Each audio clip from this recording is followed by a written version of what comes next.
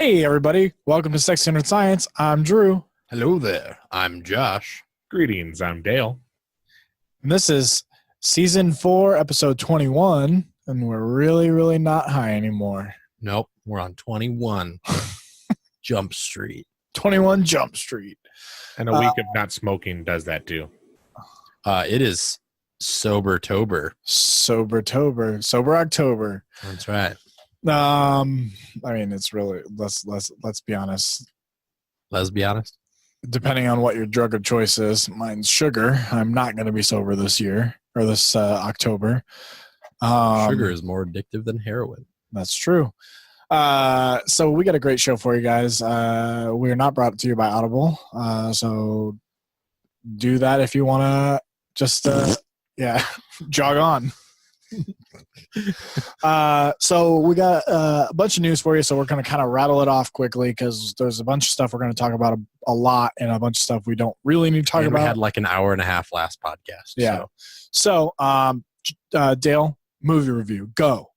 Okay, so this weekend I saw what? You're being timed. Oh, me and time. This weekend I saw The House with the Clock in Its Walls with Jack Black and Caitlin Blanche. I can't remember the girl's name.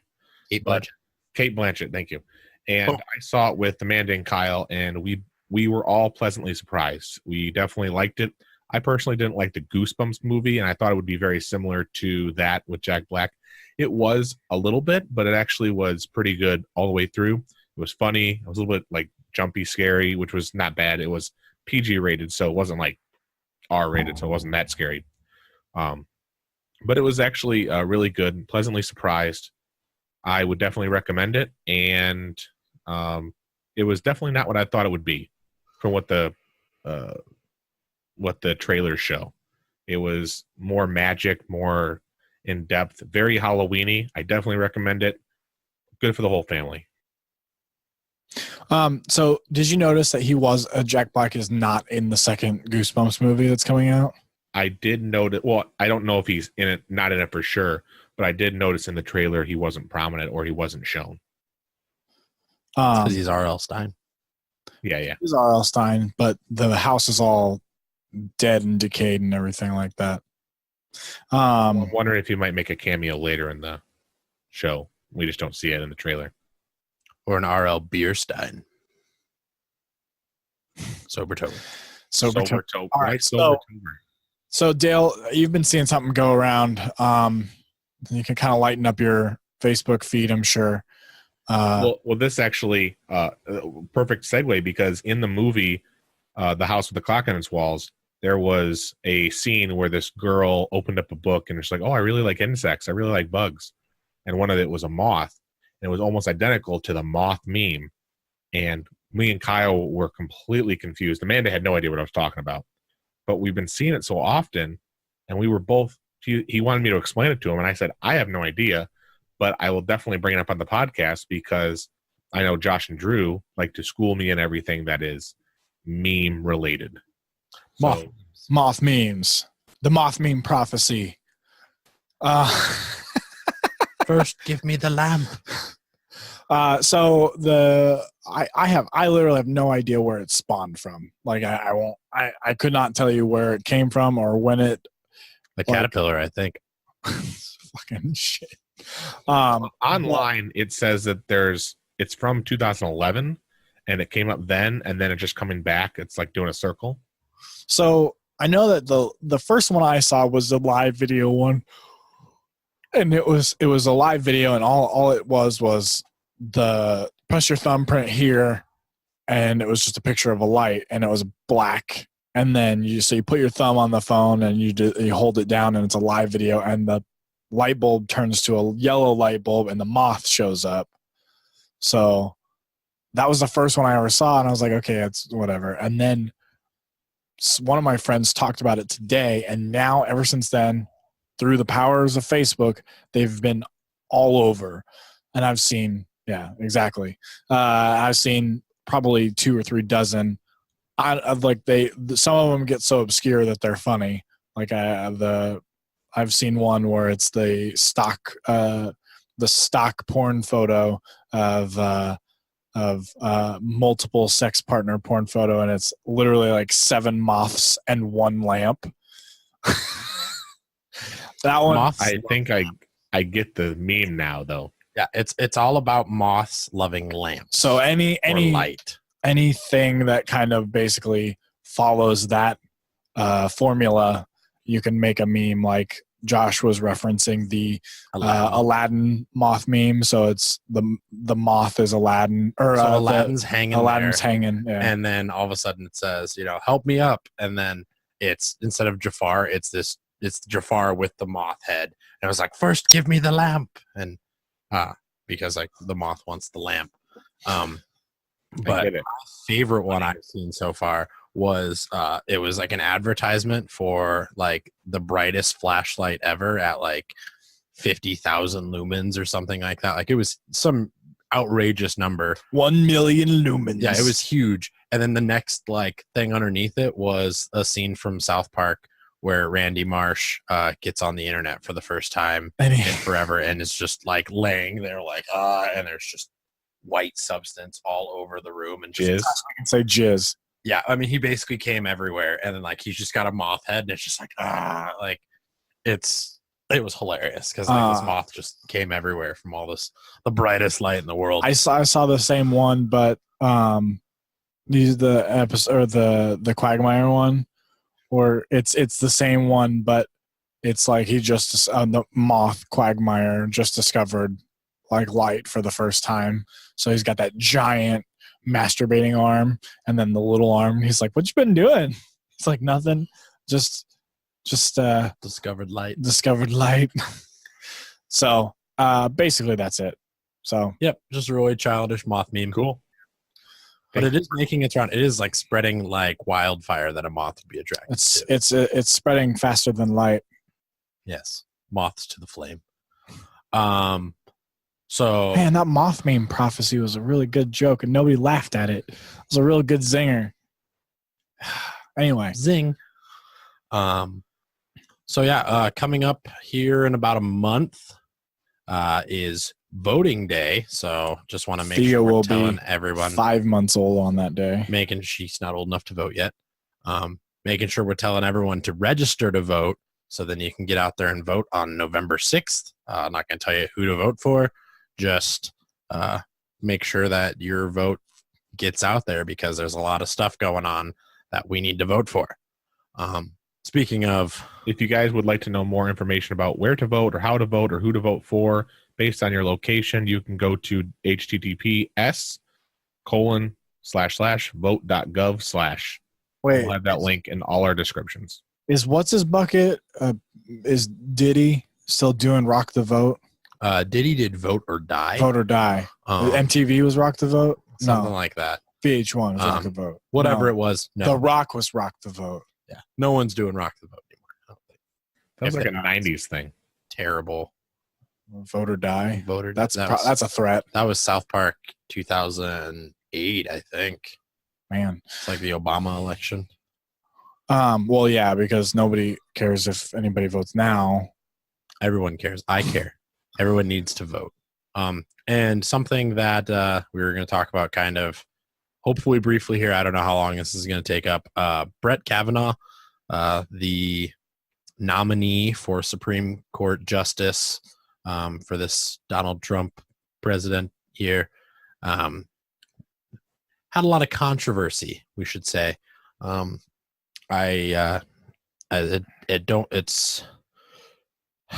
I feel like I'm walking on eggshells talking about this because I don't want to say anything that's offensive, but basically he has been accused of sexual assault for Dr. Ford. So I've never heard of Dr. Ford prior to this. Is she? I believe she's a Stanford teacher. Okay, so she's a teacher, psychology professor. So she's a doctor, like teacher doctor, not doctor. Yes, teacher doctor. She has a, but I believe it's in psychology, if I remember correctly. And I think it's Stanford University as well. So she's from California. She wrote her senator, who is on the board for appointing the justice, and said, hey, like, I don't want this to come to light. I just think you should know that I was assaulted by Brett Kavanaugh when we were in high school, and I just wanted to say this is the type of character he has as a person that's not out there. I think what she did was very brave. I don't think it's politically motivated. I think it's somebody who saw her abuser about to take this seat of power and was kind of conflicted. Do you speak up and say something and put yourself out there in that situation and get something positive done about it? So real quick, before we, what position did Brett Kavanaugh hold prior to? He is a federal judge right now. Okay, so he's just a judge. I mean, not just a judge, but he's a judge. He's not like a state senator or anything like that. No, he's a judge right now. He was appointed to be Supreme Court justice. Okay.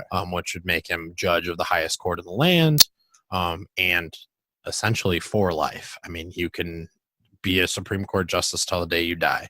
So, and there's not really much you can do to remove someone as a Supreme Court justice once they're appointed. So it is kind of a big deal to make sure they go through a pretty heavy vetting process. And so a constituent of a senator said, hey, here's something that I think we should bring up to Brett Kavanaugh's character. I don't want this to be a huge deal. I'd rather remain anonymous. But then as things started going through and it became more of a sure thing that Brett Kavanaugh was probably going to be nominated, they brought it to light. Through. Nancy Pelosi let it go through. Was it Nancy Pelosi? No, it wasn't Nancy Pelosi. It was, oh man, I can't remember her name. Oh, this is going to bother me. You talking about the woman who had the information? The senator who had the information, yeah. Was it? Yeah. It wasn't Nancy Pelosi, was it? I'm checking now. It was a senator from California, I believe, though. So something you had said. You had said hold a position of power. So yes, so she didn't want him to hold a position of power, without this information getting out to the people that are doing the vetting. Yeah. And it wasn't until it became more of a surefire thing that she was like, okay, maybe like something needs to be done about this. I can't have my abuser being in the situation and nothing being said about this one situation. If I need to testify, I will. So then it became public knowledge. And then after public knowledge, it was kind of just dropped like a bombshell. Dr. Ford has been attacked via press, people saying she's lying, people saying she's politically motivated. She's been harassed. A bunch of things have come to light since then. But it's one of those things where she didn't necessarily, like in her opening statement. So fast forward, she testified in front of Congress. And so actually in front of a committee, Senate committee they're in charge of appointing the Supreme Court Justice and bringing that to. And so it's the committee in charge of saying, okay, we vetted him. Now let's have a vote. Mm-hmm. So Senator Dianne Feinstein. That's who it was. Oh, is she of Arizona? No, she's of California. Is it California? California. So she's got some stuff that's good. That she's flip-flopped a lot in her career. There's a whole career-long podcast about her, but that's a different story. Feinstein's got a ton of political baggage with her, and I kind of don't want it to make it about Feinstein. No, for sure. That just gives fodder to the people that are saying it's politically motivated. At the time, she is living in California. She's a Stanford professor in California. Feinstein is her senator to write this and give this information to. No, yeah, So it was just one of those things where, like, if I had information to give and I had to give it to Ben Sass in Nebraska, he's just kind of one of my senators that I can give that information to. No, yeah, unfortunately, I think it would fall on deaf ears if it was to him, but it's besides the point. Go out and vote.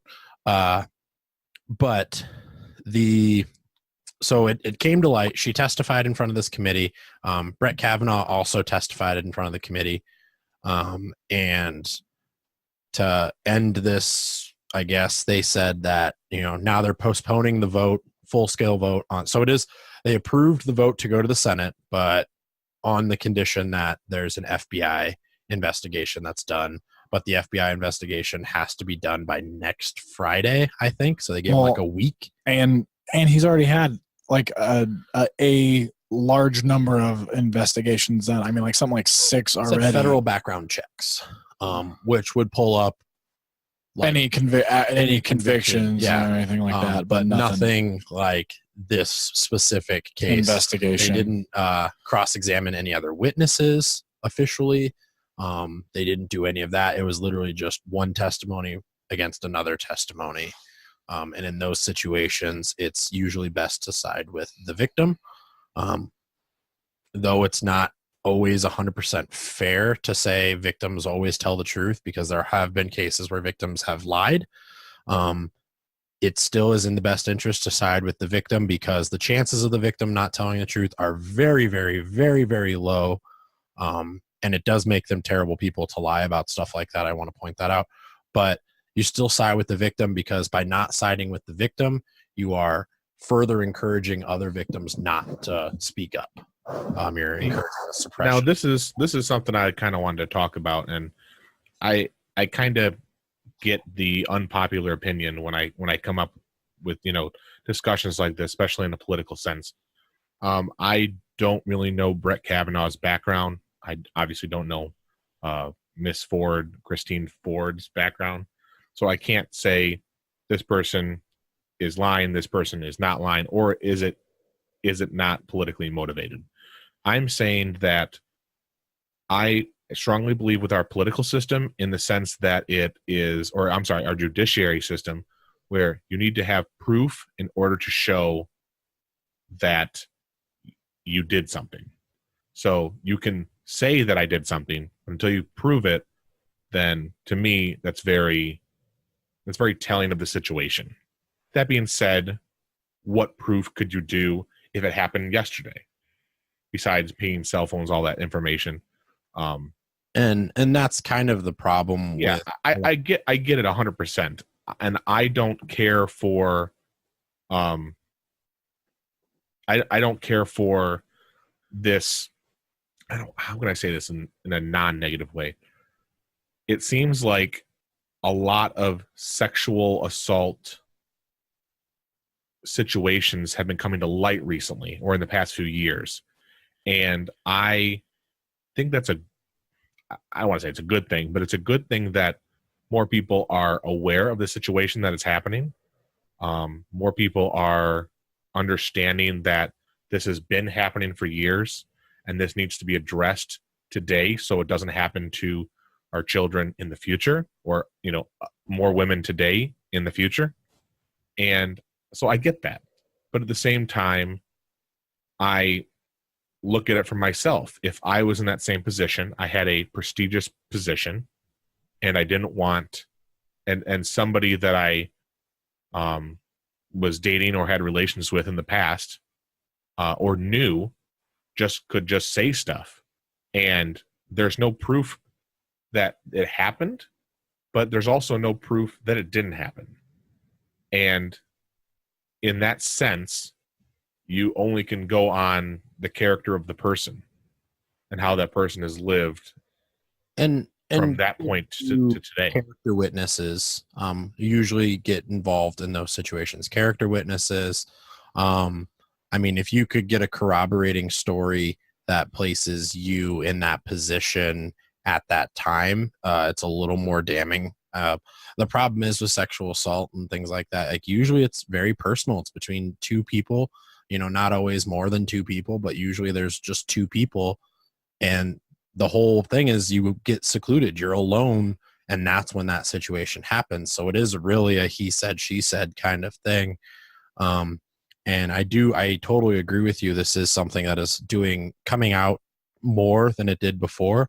And I think that is a good thing with the Me Too movement. I think it is empowering for other people to know that if you have been victimized with this, you're not alone. And there are plenty of people out there. I think it's less about doing justice and making people serve time as much as it is how people handle the situation. And I can get into that in a second here. I just do want to point out that the other thing is too, this actually happened about 30 years ago. There was another Supreme Court justice that was being nominated where one of his secretaries came forward saying she was a victim of sexual assault. And it was actually on Jon Stewart. They essentially made, or not Jon Stewart, John Oliver. They interviewed her at the time about the Me Too movement, and what her thoughts were on the Me Too movement, because she was kind of one of the first people to really face the brunt of this. And it is a lot of repeat things that happened to this other person before, again, are still happening. And unfortunately, we're not seeing the type of change that we thought we would see in 30 years of progress with all the things that, you know, have brought progress to equal rights between men and women. You still see situations like this where it's still a big problem.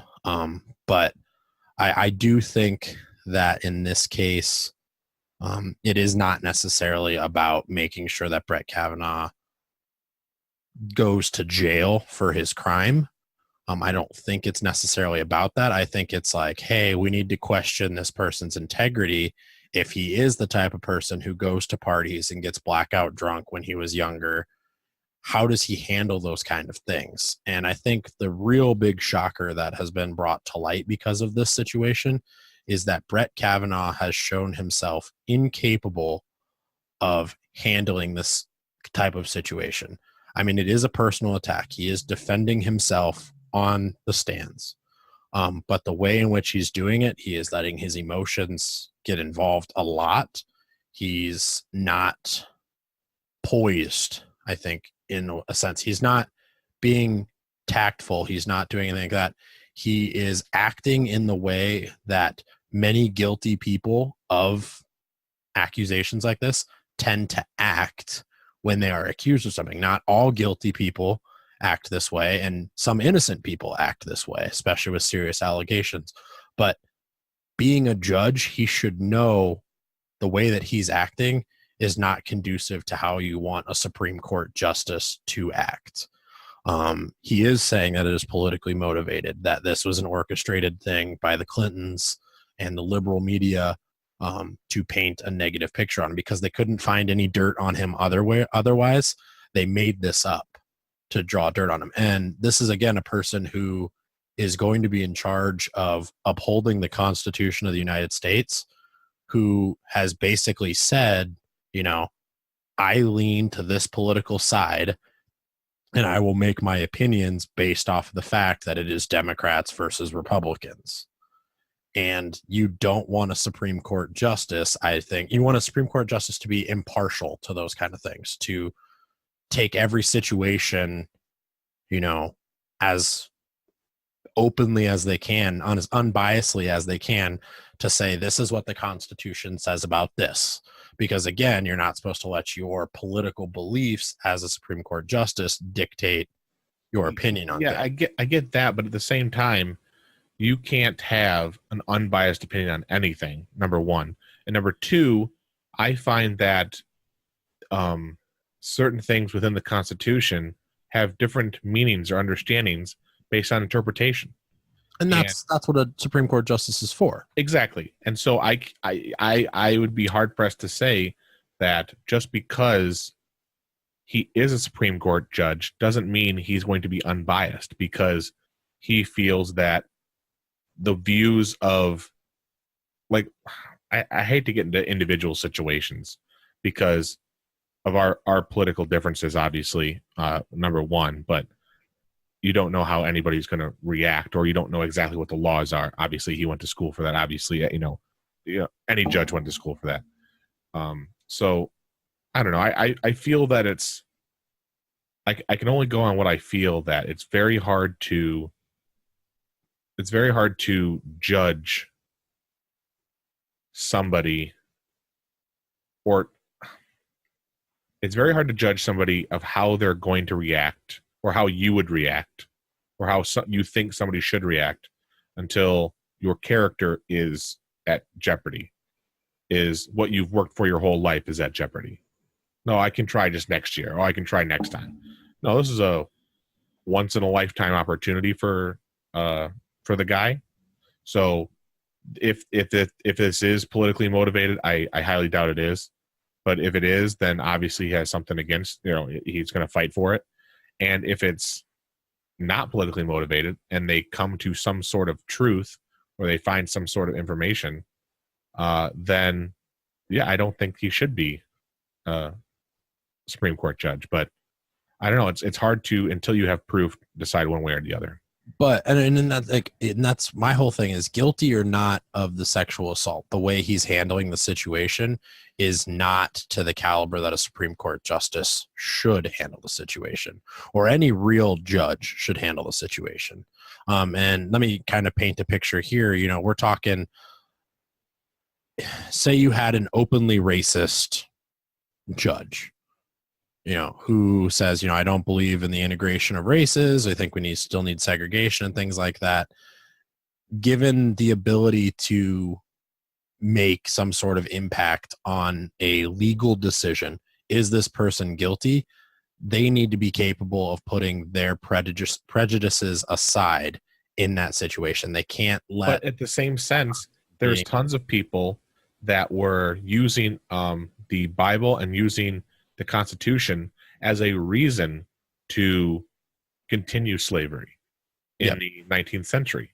So it's hard to say how this guy should be unbiased, or how this guy should act, or how any person should act because of what something says. Because the way you can, like we talked about before, with the way you can interpret it is going to be either right-leaning or left-leaning. But the way to interpret it is not how you interpret it. It's how was it written to be interpreted. Is how what a Supreme Court justice is supposed to tell you. What I think they mean here is this. Even if I don't agree with that, here's what I think they mean, and I have to uphold the law based on what they mean. I saw this previous precedents before that. Well, I saw this. It was in the West Wing, and so I can't say with certainty how this act, but one of the amendments actually says, to hold with something. I don't remember which amendment it is, but it actually says the word whole person, which means that when it was written, African Americans were considered not a whole person, and so it was written then to only include whole persons, and that was one of the reasons why African Americans weren't considered a person, or were considered not property or not whatever. And so that was the reason slavery continued, or at least the the reasoning they had. Yeah. And it was just a thing for them to continue the narrative. And somebody, obviously, we know how that turned out, but I think what you're referring to is the Dred Scott case back in the day. That sounds right. Where Scott he was an escaped slave, but he was not a person. He was considered property. No, let me look it up while we continue, but I think we should move on to the next one. Yeah. We're running out a little bit of time. Yeah. It's just one of those things where I just wanted to make sure that we talked about it. Definitely. I wish Drew was back here, because Drew hasn't had a whole lot of say on what's going on, and I think it would benefit him to learn. But I definitely want to just finalize this saying, I don't think Brett Kavanaugh is handling himself the way a federal judge or a Supreme Court justice should handle themselves in this situation. And B, I do want to also say that I personally side with victims in this sense until there is some sort of thing that happens otherwise. But I definitely think we as a society need to be very victim sympathetic over this idea of innocent until proven guilty, because innocent until proven guilty in this sense tends to keep victims quiet for longer instead of bring more victims, bring victims that do have credible things to light. And I agree with that from the beginning. Like it helps bring to light what people like. But because now there are 4 other people that have said, hey, Brett Kavanaugh is totally this person. here's X, Y, and Z. Like, she's totally right. This has happened to us. So Article 2 of the Constitution, which is the executive clause, in Section 1, number 2, I guess, each state shall appoint in such a manner as the legislative, therefore it may direct the number of electorals, this is talking about electoral college, to the number of whole persons of senators and representatives to which the state may be entitled to Congress. The funny thing is, I was searching it, and it says that in the Article 1, Section 3, which it's just saying, it's saying whole persons 10 times. Let me see. 1, 2, 3, 4, 5, 6, 7, 8, 9, 10. It says it 10 times in the Constitution of the United States. And I find that ridiculous. I don't know. It's obviously have changed. And that's why there's been amendments and additions to the Constitution. I frankly would also say I think we do need a revision of our Constitution. We are probably one of the oldest democracies that has not thrown out and rewritten our Constitution. It has happened plenty of other times in other democracies. I think it should happen again. We probably have one of the oldest constitutions for any modern. I completely disagree with that. I know, but not just because of what you think. I think that this country is held together and is one of the strongest. I don't want to say strongest in the sense of army or strongest in the sense of military or anything like that. We are the strongest nation of people because everyone relies on the universal fundamental constitution.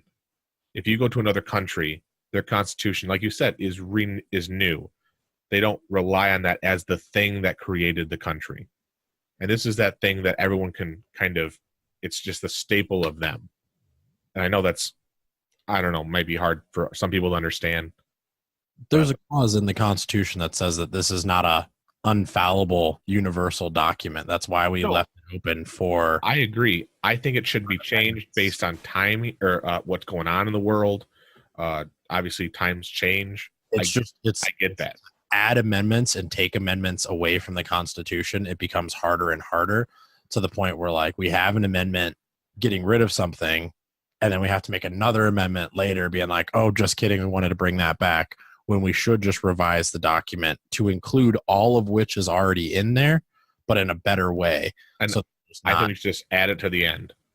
But adding it to the end again is still going to mean that everything before this is still valid and should be taken essentially as canon, and then not done. It actually like this. How many reboots do you enjoy?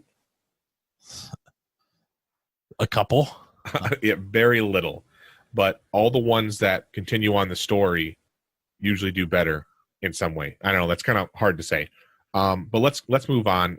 We already are at 30 minutes on this one. Do you want to move on or do you want to keep talking? Move on. I just Drew. I was just kind of waiting for Drew to come back down. He's handling baby issues right now for those issues watching the YouTubes. But so in other sexy news, Dale pointed out this funny little video that was online that we will link to soon here, or we might just pop up. A Tesla Model 3 owner was pulled over because the officer thought that he had a computer mounted on his dash instead of just the regular master control unit for his car that is in every Model 3. I think it's a little funny, and since we were talking about something serious, this is lighthearted and funny to kind of take away from that. Dale, did you have anything to add? No, I mean, it's definitely funny to listen to. He has a dash cam in his Model 3, and you just see the driver, and you hear the cop in the audio, and he's just very like, I feel like the cop feels like an idiot for not knowing it. And it's like you said, it's lighthearted and it's funny. So we'll definitely link it. I'll try to remember to put it into the video on YouTube. But if I don't, you can find it down below. Yep.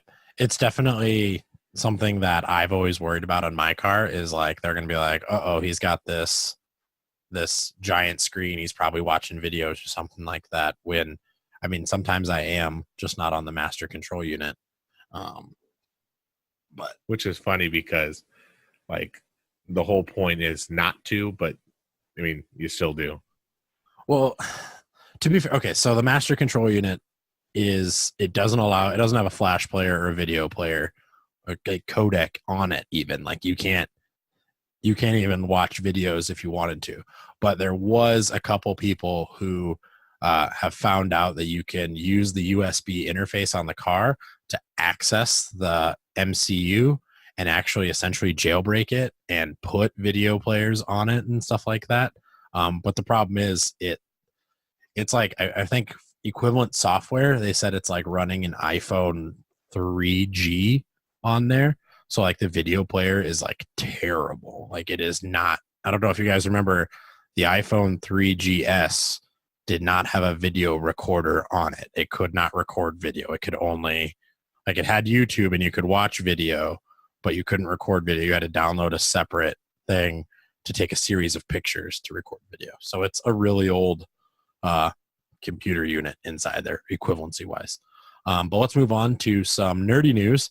Dale has some nerdy news. We talked about it a couple weeks ago, and now we've got some more stuff coming. Yep, definitely. Obviously, I'm a big Doctor Who fan, as you see in the video right there. That is not Abbey Road. That are different doctors. Point is, Doctor Who, the season 11 is coming out next Sunday, the October 7th on BBC A. That'll be at, I can't remember, I think 9:00 Eastern time. Don't quote me on that. But obviously we've talked about it before. First female doctor, definitely something to watch out for. I'm definitely excited for it. I'm excited to see how they go. A lot of the previews, a lot of the teasers, if you will, have been pretty cool, and I'm excited to see it. So that's a little tidbit right there. It's 9:00 like Eastern time. Wouldn't that be 7:00 Mountain, 8:00 Central? Well, I'm thinking Greenwich Mean Time. It's 6 hours, right? Yeah, but they played at midnight. Oh, so they played at midnight Greenwich Mean Time. Yeah, and so there's a 4 hours difference. 4 hours difference between Eastern and Greenwich Mean right now. Interesting. I can double check the exact. You know what? You're right. I think Central Standard Time is 5 hours from Greenwich Mean Time. That makes sense. Yeah, right. But I know that it's on BBC. It's a world premiere BBC A at 9:00 Eastern. Definitely. A lot of people in the U.S. like it. I'm one of them. I wonder what the numbers are. Like, I bet there's watch it. Yeah, I bet there's more American viewers than there are. I'll look it up while we go on to the next thing, because that's a you thing. Yes, the next thing is a me thing. Not quite a you thing. It's a me thing. So Assassin's Creed Odyssey comes out on October 5th. I saw one of the final game trailers of it, and I was just like, oh my God, this looks so beautiful. I want to buy it. So I have not bought an Assassin's Creed game since Unity. No, I guess I have the other one too with, gosh, no, I can't think of the name of the Assassin's Creed game. The one where they're in the UK. Man, I can't think of the name of it. But yeah, not Brotherhood. It's been a while since I played an Assassin's Creed game. The last one I played that I liked was Black Flag. So I'm interested to see that, Odyssey is supposed to have naval ship battles again, which was a lot of fun with Black Flag. It's going to have more of an RPG style, which I heard from Assassin's Creed Origins was one of the major key points that people liked playing of Assassin's Creed Origins. I might actually buy it on PC, come to think about it. I haven't bought a game on PC yet, but I know I have a 4K drive on my PC that I could put on my 4K TV, so it might actually look a lot better than having my Xbox One play it, which isn't in 4K. So I think Odyssey is going to be a beautiful game. I'm kind of looking forward to it. And I know PC is going to be just the awesome way to play all of these games coming out. So I might buy it on my PC. But Assassin's Creed Odyssey comes out October 5th. It's going to take place in Greece and Sparta. I think over one of the Peloponnesian Wars. So I'm really excited about that because that's one of my favorite times in history. If I ever had to go back, I would like to go back to like a Hellenistic period Greece. I think that would be fun. But I'd want to have all the knowledge I have right now. Just FYI. I wouldn't want to go back and have to be learn. A king then. I would be as close to a philosopher king as I could be. Yeah, that would be awesome. I don't think I'd want it though, honestly. I'd really, you know what I really, this is gonna sound really dumb, and we've got some time to kill, not a whole lot, but again, I'm still waiting for Drew to come back down here for this next thing. I can talk about some of it, but I want to fight in a phalanx. Like, I want to practice fighting arm in arm with like somebody who's just like me, and like I've always found that form of combat fascinating. Dale, I don't know if you're aware of this, but the ancient Greek city-states used to fight each other all the time, kind of like how we have modern like football games. These cities would literally send like 12 men out.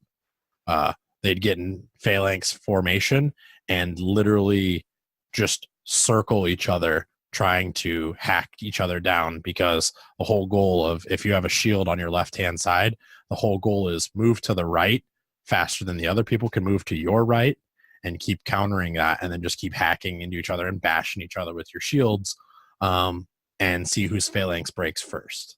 So it was kind of like this tug of war, brute strength battle strategy, but it was really kind of cool. And I thought that that's kind of a fun way to do things. Obviously, lots of people died, and didn't work out so well. But again, I bet I would be a nice, ripped Grecian boy. I bet you wouldn't be. I bet you'd be fat and lazy. I'd have to be rich and fat. I can't find any statistics that are for per country. For Doctor Who watching? For Doctor Who, yeah. I see that the ratings for the earlier Doctor, or the 2005 Doctor, is better, and it slowly has been going downhill, as every show usually does. But it is definitely still going strong, which is good.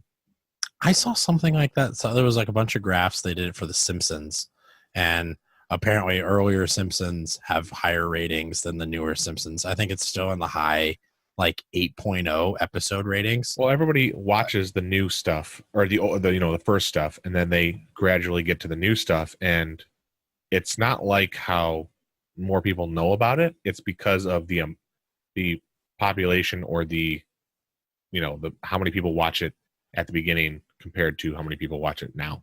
That could make sense. And then your general distribution Gaussian graph. So up next, we're going to talk about some news that is kind of like the Moth meme, but it's another thing that's been flooding all of our Facebooks. Peachette, Bowsette, I'm just hearing about this. I have no idea. Yeah, I was telling Dale when we were thinking about memes. Man, my Facebook and all of my cosplay friends and every cosplay group I'm a part of, there's tons of people wanting to cosplay Peachette and Bowsette, which is a Mario U on the Switch, kind of not Easter egg, but kind of new edition, where there's this possibility of creating Peach-like characters for all around. And did you just point at SexyNerdScience, or yeah, just for fun? Oh, I thought you had a peach crown on or something like that. That's what it looks like. Dale-et. But it's one of those things where Jessica Negri already had a cosplay reveal for it.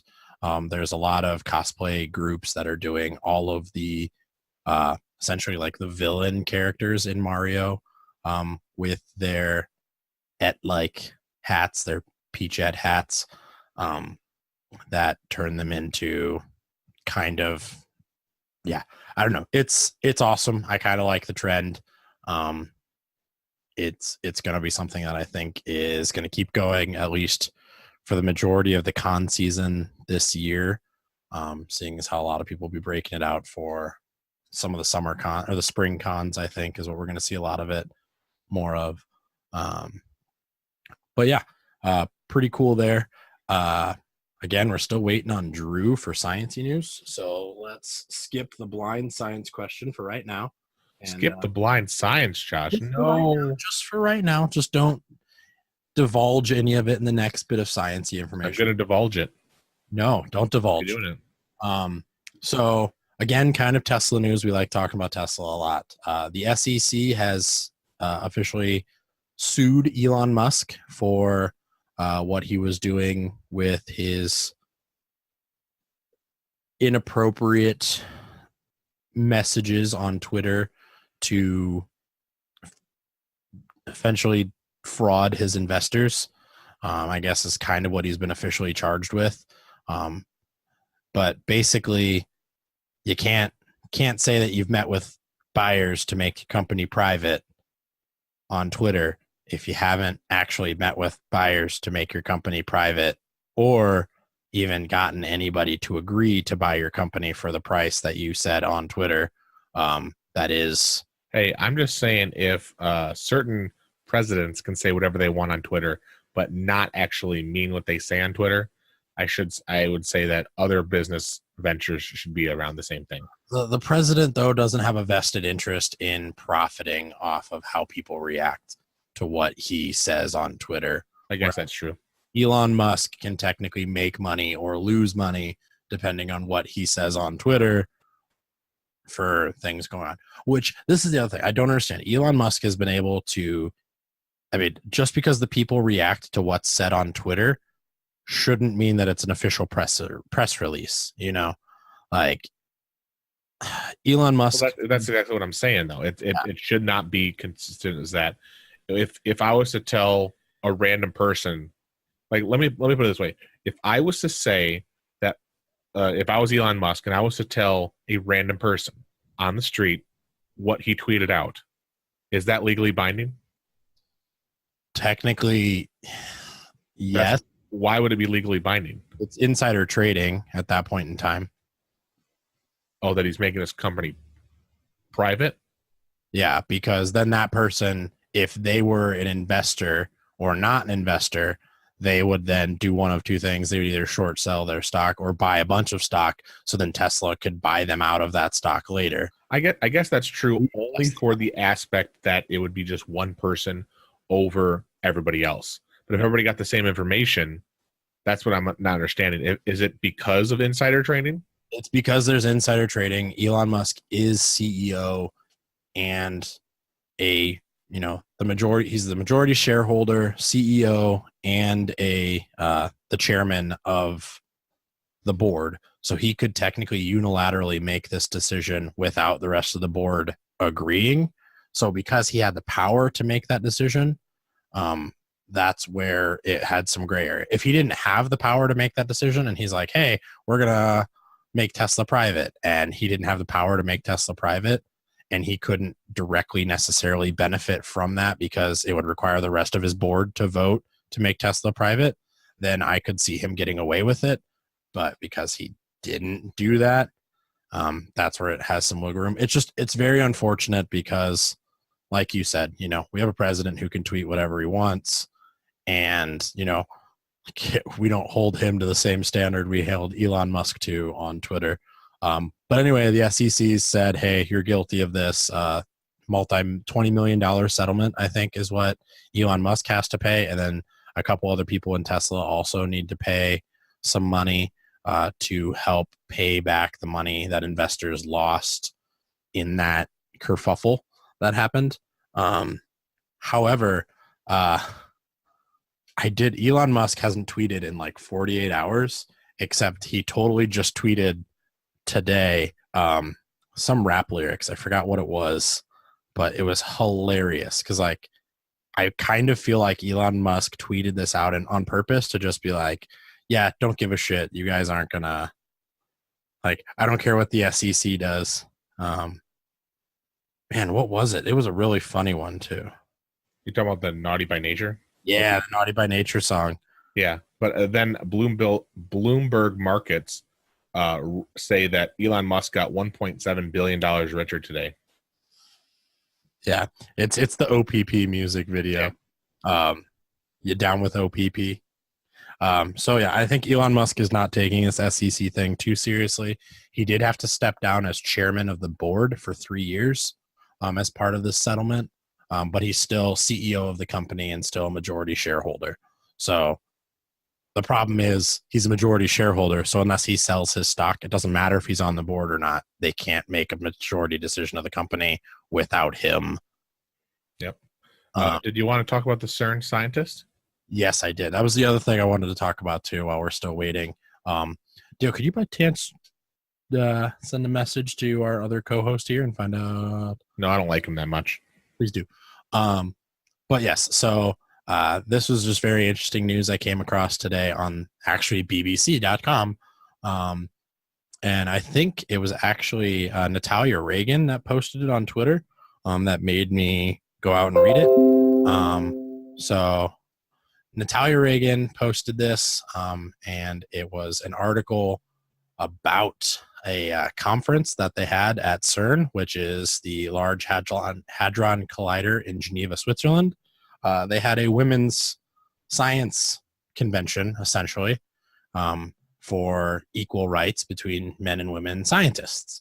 And there was a male physicist who got up and said definitively that there is no sexism in science. It's just the facts. And basically was like, men are just better at science. Men get cited more at science. I lost my job to the first place I applied to because a female beat me to it.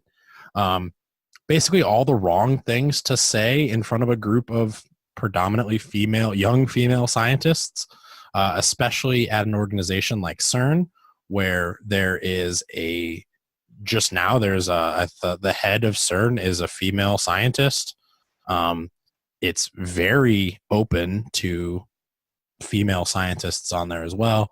And I mean, there shouldn't be a distinction between male and female scientists. Like, there's no reason that we shouldn't have just as many male as we do female physicists, other than the fact that there have been patriarchal, sexist barriers in females' ways this entire time that we need to dismantle to allow more females there. So yes, we do some affirmative action. Now, do you want to talk about affirmative action?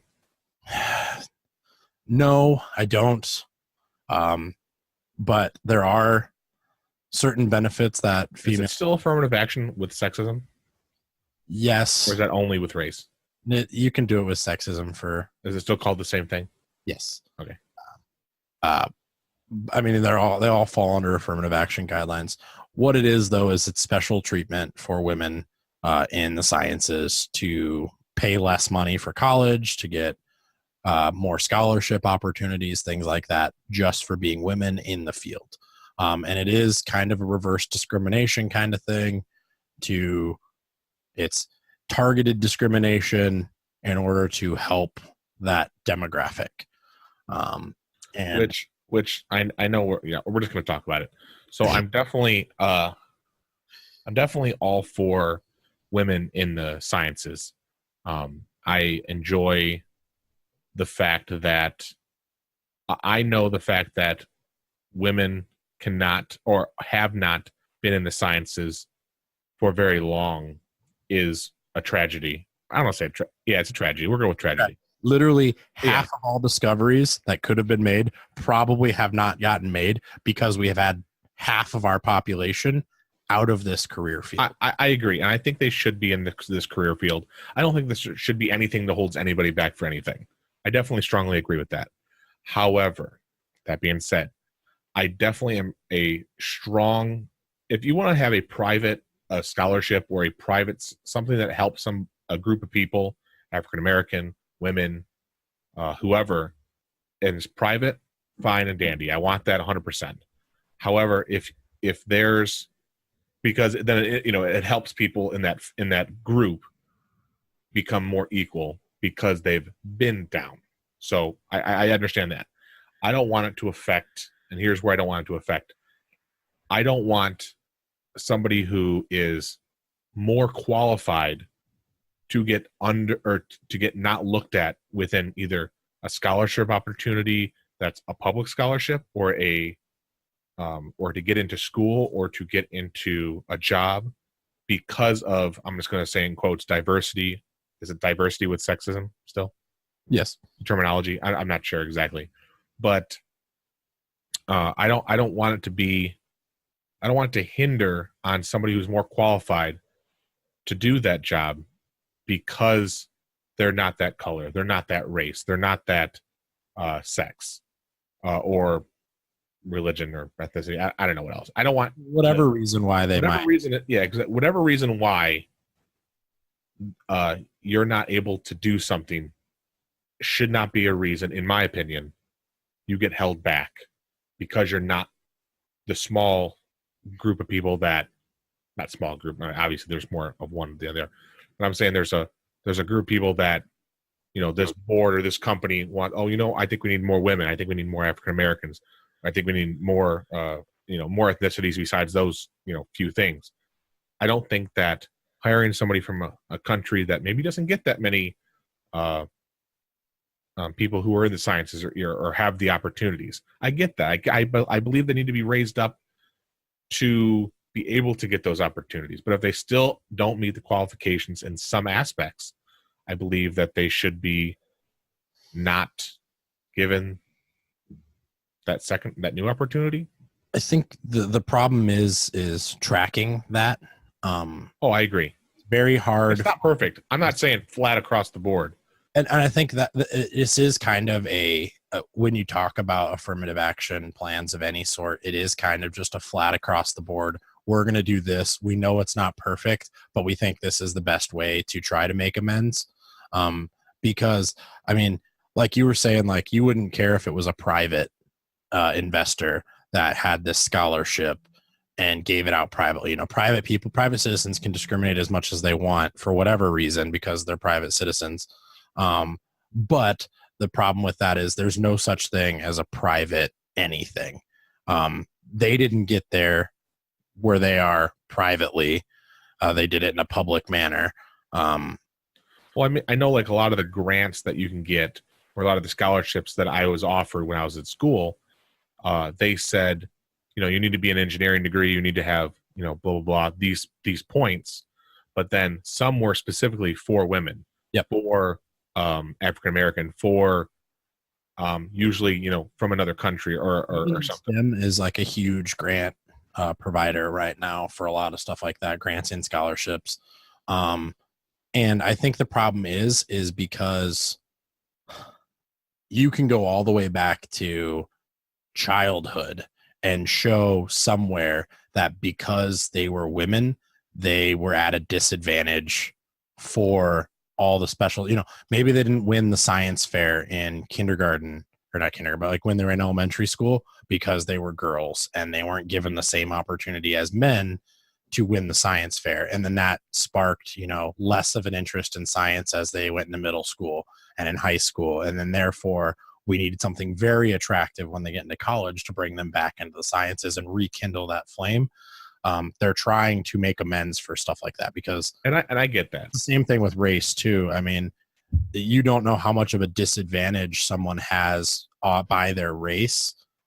We have a privilege, we call it white privilege for being white. Like there's a disadvantage from the moment someone of another race is born until they get into a certain aspect where you can't just say that you did it on your own or that like I deserve this. Like there's no entitlement owed to you for that.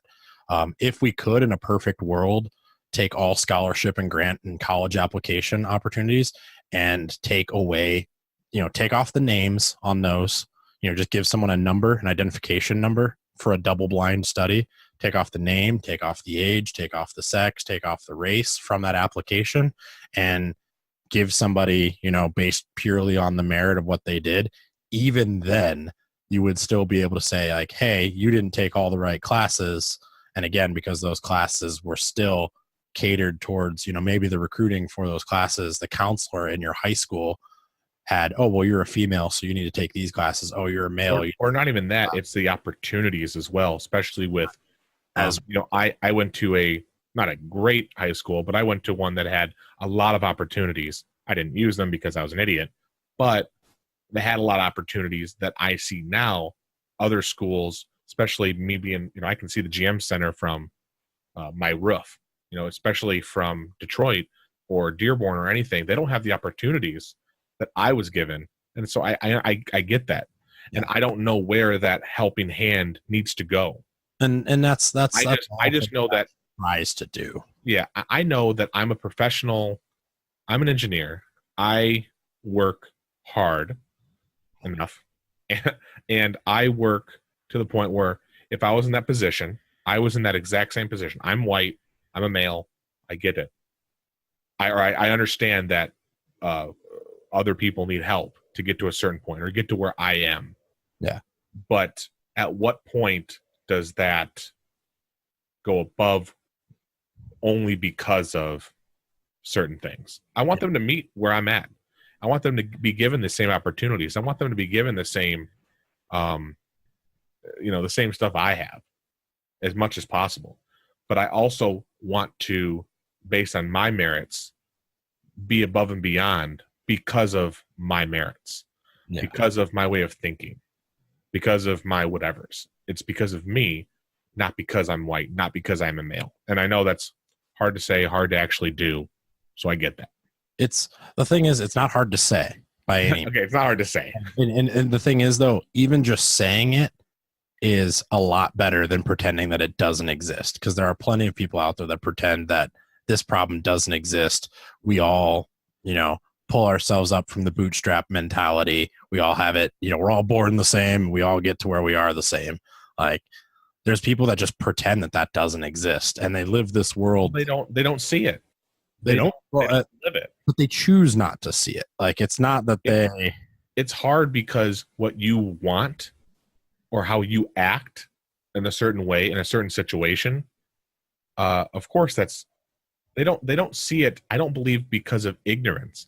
I believe they see it because of blindness. And I wouldn't call that ignorance. I would just call that people don't see stuff not because they don't want to. That is the case in some situations. But I believe that, like, I don't want to call out my family, but certain people in my family believe that certain races have been given enough to be equal to, I guess, white people. Best way to say it.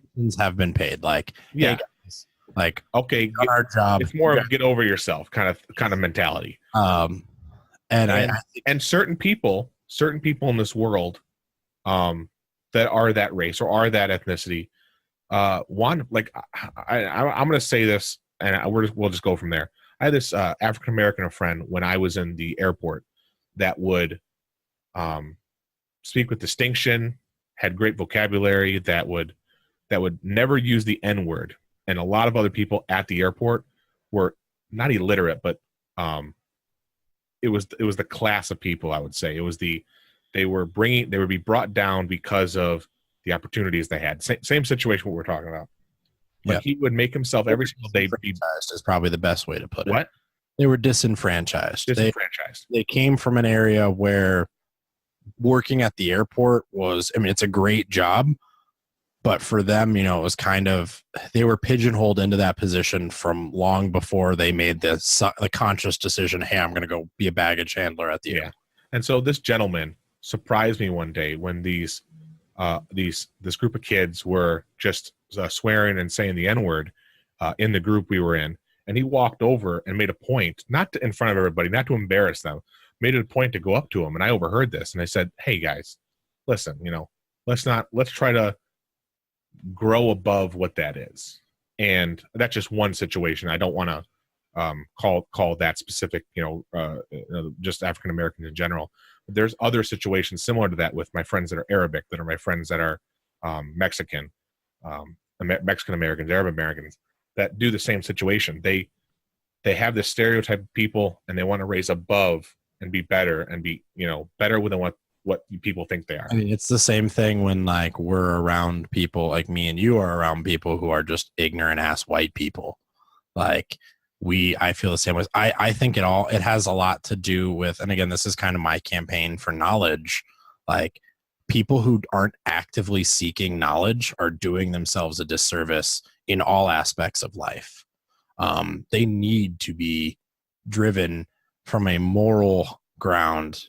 We are not good people until we go out and try to find as much knowledge as we have. We have a responsibility morally to try to gain as much knowledge as we can, so you can be woke to these kind of situations. Because like you said, like, people might not feel motivated to do so. It might be easiest for them to just choose to ignore and keep the blinders on. But we need to encourage and, morally encourage people to take the blinders off, to peek over the fence, to see what's on the other side, to get that kind of knowledge in all aspects, not just necessarily sciences and things like that, but in terms of race. I think it is something that people just don't. They turn a blind eye to, not because they're not incapable of doing it. I think there are people who are incapable of understanding situations like that, but I think the capacity to understand something like that is something that the majority of people have, and just have never been given the opportunity to do so, or the choice to think they should do so. But I know this is really crazy, but back to the main topic of women scientists here. CERN is definitely a place, like I said, there are tons of women in CERN, and this scientist, was trying to cite scientific articles and facts and things like that. I think he's just wrong. I agree. It wasn't the place. It wasn't the. He's in the 1% of people that would be like, hey, I'm a scientist and I believe that climate change isn't real. Here's all my data.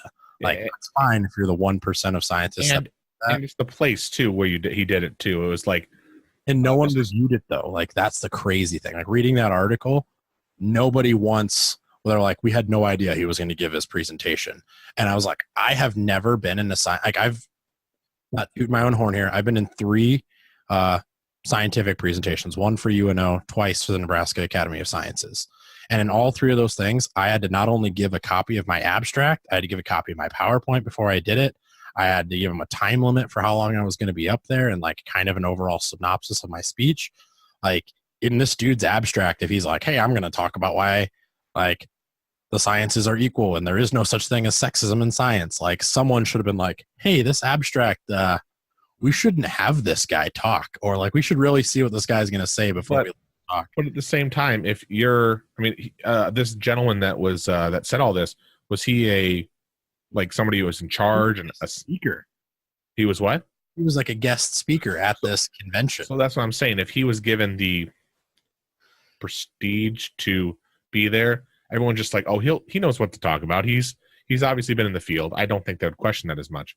But we are running pretty long right now, Josh. So I'm gonna have to cut us off for today. What about blind science? We're gonna have to miss it this week. We missed it one other week too. Okay, but we'll just have to stick at the 78% you're at right now. I want to be at the 80s. I know. Who do we decide for the Sexy Nerd of the Month? Weren't we gonna do just Halloween? Yeah, let's just do Halloween.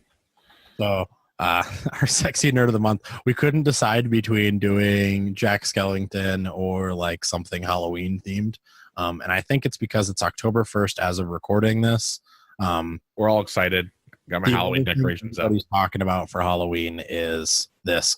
Also, I did want to point out, for those of you that are friends of us on Facebook, please go to our Facebook page and look at the article that we posted, or go to projectnerd.com and look at the article that was done, talking about the early Halloween celebration they did for a victim of, or not a victim, a child with terminal cancer. Project Nerd put together this whole event for an early Halloween celebration for this kid, and it was fantastic. I'm so proud to be a part of Project Nerd, and it is still Halloween themed. And I just wanted to give kudos to Project Nerd for that as well, which is where you can also find our podcast on projectnerd.com, Facebook, Twitter, Instagram, YouTube. Make sure to check us out on SoundCloud, iTunes, Tuned In, Podcast Addict. And if you want to get some swag, definitely not my work uniform, but if you want to get some swag, teespring.com. We have a Patreon coming out soon for Project Nerd as a whole that we will be a part of. And even though we don't have a free Audible trial thing for us anymore, definitely check out Audible. Still some great books. I'm currently listening to Bo Schembechler's Bo Schembechler. Bo Schembechler's How to Be a Great Leader. And I was rolling in his grave right now. I was inspired by it from the Michigan game I went to and the little 5-minute speech that he gave about winning the championship and how you care about the team. So fantastic, gentlemen. I love reading. This book is just fantastic. So I'm really glad I downloaded it. But yeah, that's going to be it for this episode 21, season 4, Sexy Nerd Science. This is Josh. This is Dale, and Drew is taking care of his kid. Yes. But we'll see you guys next time. Thanks for listening. Yeah.